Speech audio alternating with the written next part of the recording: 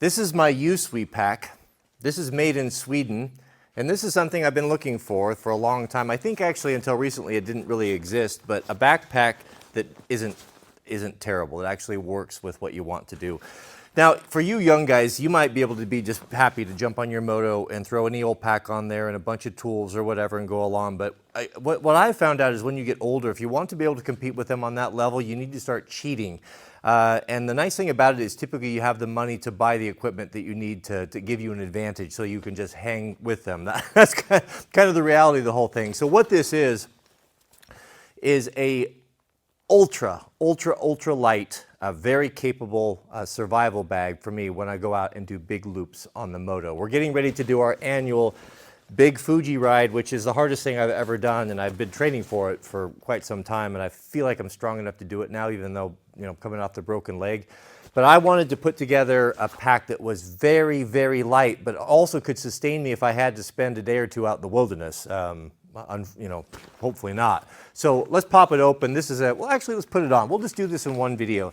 This, as I said, is made in Sweden. A couple of moto dudes got together and we're having the same problems that I have had with an ill-fitting pack. Because what you need is you need something that's very, very ergonomic, which hugs your body. You want something like just hanging on you really tight. You don't want anything flopping because just the overall nature of the rough terrain going over rough ground on a moto causes packs to bounce around. And this is a very, very ingenious harness system.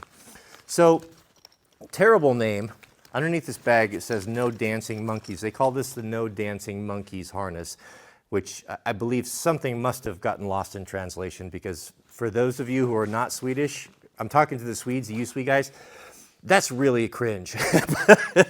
But that's what we have here. But it's a fully adjustable harness that is very, very intuitive. Let me show you, right, with one buckle.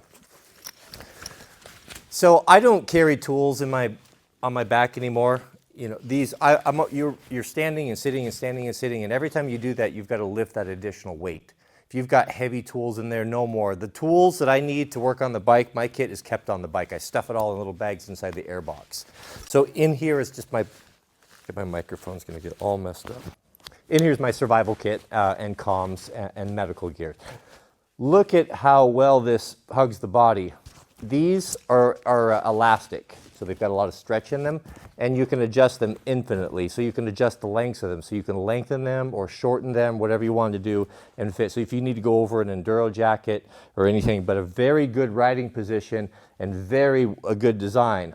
I put 100 miles on this yesterday. It's the best pack I've ever used, hands down, better than anything else. Full range of motion, and in the position, you have a very tight hugging pack. And this is completely filled and rigged for the giant survival loop. On the risers, I have a Fox 40 whistle. Your voice doesn't carry very far. If you run off, blow a corner, go out in the bushes, your friends are looking for you, you're injured, this will carry a long ways, and have it where you can access it. You don't want to dig for this, so you can grab it. It's always right there. Now these two pouches are accessories that I found on the website, and they basically just slid on the harness right here. There you can see how these adjust, and I mean, they weigh nothing, but the quality is there. Of course, all Swedish made, very, very nice. This is a great utility pouch, and this solved a problem. This is where I can keep my Garmin. This is Mrs. W follows me. This is a satellite communicator. I can text with her anywhere with an SOS function. You know, we've covered this before, but that's how I primarily communicate with her. Because when I'm in the forest, you know, there's no cell service there. But that's really great, so I can initiate the text. I had it pinned to my riser before, and it was hard to get to. I had to take off my pack. So that ride's excellent and not in the way. I didn't even know I had it on. And this is a utility pouch over here, just a zipper. But look at the quality. Very nice stitching, very nice zippers, very lightweight, but it feels tough, padded. So I'll throw my extra glasses in there or whatever. I usually kind of leave it open. It's nice to have kind of an admin pouch that's not full of everything, that you can drop things in as you need them. Of course, water here with the integrated clip. This design is good. It fits underneath the chin of the helmet a lot better than my Camelback version did. So that's how the outside setup. It's all stock apart from that. So starting from the outside compartment here, you know, when you do your packs, of course, you want to pack the heavier things towards the center if you can. It didn't work out here. because primarily that main compartment is going to be full of water. So this is all, I mean, ultra light. It's got to be light. This is as light as I could possibly get. So I need a saw. Sometimes we need to get through branches and trees, or you'll crash or get something sucked up in a wheel. I've just found I always like to have a saw, and this is the lightest one that I have. This is the little Open L, and a wonderful little saw, and it fits in there quite nice. You need a Leatherman. I have the dedicated tools in my pack, or packed in my bike, but sometimes you just need something where you don't want to take the air filter off and go after it. And my favorite's the classic Leatherman. It's half the size of the new ones. The new ones are getting too big. They're ridiculous. This can actually be carried in a pocket like a knife, and it has the essential components. And go on eBay and get one of these. You'll really be happy with it. It's just so compact and perfect for all just the little things that you need. I don't rely upon this for my tools. This is just for everything else. And that fits, passes as my knife as well. A low pressure, air pressure gauge. Air pressure is very important. I'm always changing and altering that. So I have that handy. 100% DEET. I know it's some toxic stuff. I don't put it on my skin, but I'll spray it all over my jersey and jacket. It works. Mosquitoes in the high lake in the spring are murderous up here. Not so bad now, but this is an essential thing. ACR, this is how I communicate. This would be SOS, connect to satellite. So I would flip the antenna up, and this would be in addition. So this is a real more of a commercial duty satellite communicator. This will call search and rescue anywhere in the world. And that needs to be accessible and on your person. And that's it. That's all I carry inside that main compartment. Now right here, there's another small zipper. And in here, I'm going to carry high protein snacks. So Pout, Cliff Bars, you know the deal right there. I'll have those will be accessible right there on the top. And they're up high because they're reasonably light. Now the main compartment, of course, is going to include the 3-liter bladder.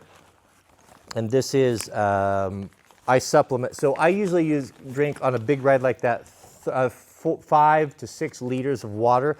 So this is really only half of what I require on that. So what I do is I have the Sawyer water filter, additional water filter bag. So halfway through the ride, or when we're getting low, we'll stop at one of the minis. There's lots of water and streams in the mountain, and you can fill this and filter through it with this right here. This is the lightest, best filter system that I've been able to find. And I'll put a link to some of this stuff if I can find it in the subject, if you're interested in it. But this is a great water filter. You can fill it, you can squeeze it into your bladder, you can drink directly from it, and it weighs absolutely nothing. Absolutely nothing. It gives you another liter, a liter and a half of water, or capability to carry it if you want to go big, right? And you're concerned about that, especially for you guys that ride in the desert. I don't know how you handle water down there, but I'm sure it's something you take pretty serious. Refuge Medical military style IFAK. I've stripped it out of its main Cordura case just to save weight and bulk. And this is a very complete kit. It's going to have, trauma shears and anything to deal with a major trauma. There's no boo-boo stuff in here, Band-Aid stuff like that. This is ultra light, and I have no room to spare. But I will make room for that. It's pretty light and compact, and it fits in there nicely. I have to carry 2 pumps. This is a Park. Everybody knows the Park company, good company, primarily for bikes, but they make good stuff. And this is my low pressure pump. So if I have to do a tire repair, I have a full repair kit that I keep in the airbox for the tubeless. Because I use tubeless, I have to have 2 pumps. And right here, this is the high pressure. So I need to be able to pump up to 110 PSI for that in case we need, have an issue with one of those. We need to patch a tubeless patch, which really is a bummer on the trail, but I've had to do it. So there's that. This is what is this stuff? Is it Spectra? It's a special, it's way beyond paracord. I think it has a rating up to like almost 6,000 pounds, and this is a tow line for towing bikes. We'll tow bikes if they break down. If you're towing, you hook to the foot peg, and then up to the handlebars or through your grabber handle. There's a method for that. But I keep that because it seems that's we've used that a lot. Plus you have a nice long chunk of rope for fixing stuff or whatever you need. There's a sleeve inside of here, which I carry some skinny things. And this is, I guess, this is kind of the survival kit right here. So I've got some really low profile fire starter, this quick survive stuff. I bought this on Amazon. This is nice if you just throw in the glove box. It's basically a tinder where you can start a fire, and it's very thin. I like that. It's very thin and very nice for that reason. I carry 2 sleeves of 2-stroke mix. This is Amsoil Sabre. This is good in a pinch. In an emergency, I could run this 100 to 1 in the bike. I wouldn't do it all the time, but that would basically give me 2 gallons. Is that 2 gallons of treatment or 1 gallon? Yeah, one makes 1 gallon at 100 to 1. 2 gallons at 100 to 1, 1 gallon at 50 to 1. So if I run out of fuel or just need a little bit, and I'm riding with a dude with a 4-stroke or no one has any, we can pull it out of there and I can mix it in the tank. And those are very light and small. And they've been tough. I was afraid they might puncture in the pack, but they never have. So I replace them occasionally, but 2 of those. Field notes. This saved me, a buddy of mine saved me last year on the big ride where I got separated from the group because I got ahead of everyone and missed a turn and they didn't know where I was at. He left me a note. He had a Sharpie and a field notepad, and he posted it on the tree, and I just happened to see it in the dark when I went back and I got home because of it, and I've carried one ever since with a carpenter pencil. I use a pencil because a pen can leak and quit working. Pencil's always reliable. It'll always work. So a pencil and then that. And then a couple $100 of cash in case you needed who knows what. I carry a signaling mirror here. I'm really relying upon the GPS satellite. We also carry life flight insurance. If you don't know, you can get life flight insurance for your family. It's about I think we just paid like $360 for 5 years. And that covers all the cost of life flight. So that's, when you have this type of lifestyle, you might want to think about it. Some rags there, you can use them for TP. You're wiping your hands, signaling mirror, as I said. And that's basically the whole kit, some extra contacts. I don't think I have anything else in there. That's what I'll take on the big ride. I'm able to get by with that light pack because of keeping the tools in here. Now people are going to say, oh, you're going to not get air. No airflow. It doesn't make any difference. I've got to take the filter out to get to it, but I don't care. I've got everything in a couple bags. So all my tools and everything is light. I've got titanium wrenches in here. I mean, super, super light. This is the full tire repair kit right here. And then inside I have a MSR tool. So this will do the rear axle with a ProMoto socket adapter. So I don't have to have a heavy ratchet. This is a wonderful tool right here. It snaps into the AXA 27 millimeter. Man, that is nice. Look at that. That's your ratchet combination tool. I carry tire bars and a spark plug right there. So I get all that stuff right there, all my tools in the air box, no problem. I know these videos are not for everyone, but I enjoy gear and I enjoy systems. My very first video was a gear review. I've always done that, and we learn from each other. And the technology is fun. It's fun to pull different things from different sports that are coming up with innovative designs or using new materials in a way just to make the whole experience better. So not everyone gets this and not everyone's into it, but I can only speak for myself personally. For me, I enjoy the riding or the sport, but just as much as that is just the preparing for it and the understanding and working on the equipment and putting together systems and going out and really challenging and testing yourself and having the things you need and having thought of solutions to problems that haven't even yet manifested is a great challenge, and it's a fun thing to do. It's a fun hobby. Thanks for watching. May God bless you and your families. Please keep us in your prayers. I'll put some affiliate links down in the subject heading for the Sawyer filter and a few things that you might want to look into. And we'll see you all on the next video.